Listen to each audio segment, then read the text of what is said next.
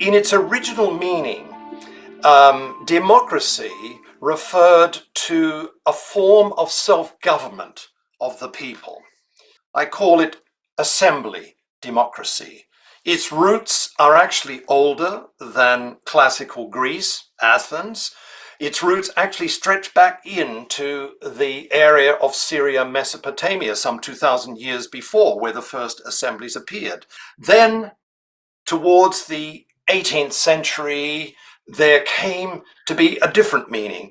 What was introduced was the idea of elections. So democracy became representative democracy. It meant self-government of the people through their chosen representatives. One study even identified more than 2,000 adjectives used to describe democracy in English literature. And each country has its own electoral system, party system, parliamentary system, and constitution systems. So for electoral system alone, there are majoritarian system, PR system, mixed system, and dozens of subtypes. There is no single best political system. Western countries also need to follow their own course and choose a democratic system that adapts to their own culture, their own history, and their own social conditions. Democracy is one of these key words which has become a global word and a heavily contested word. It's a slippery word whose meanings vary through time.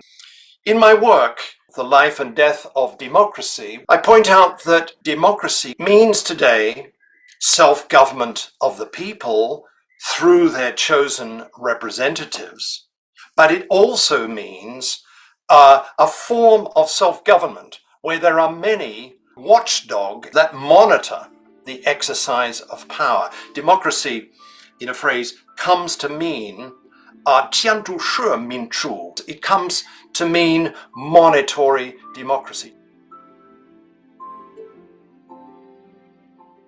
As the economy develops, citizens' aspirations for a better life, including for a better democratic life, will continue to rise.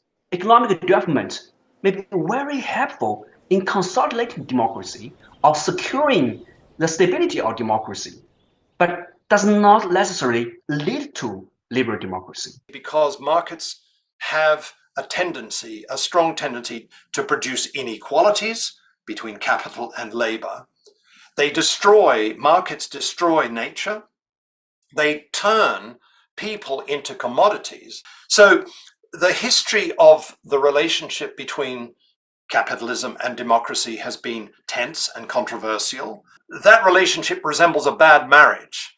The partners stay together, but there is constant quarreling about how much market and how much democracy, and it is a key source of the ressentiment and the populism that I mentioned earlier. Big money is now a feature of elections. It's as if money speaks. That's true in India, it's true in the United States, and it's true in the European democracies as well. There is also the feeling among millions of voters that their voices are never listened to. There is a kind of anger and disappointment. So what we're witnessing in many parts of the world, whether in the United States or in Britain or in France, is the rise of populism.